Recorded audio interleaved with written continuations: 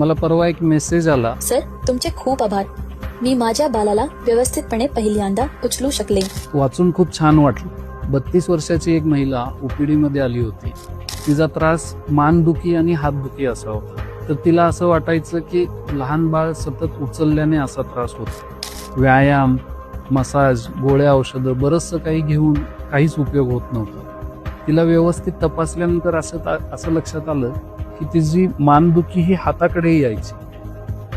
काही तपासण्या MRI करून हे लक्षात आलं की तिला मानेच्या नसांच्यावरती दाब आहे.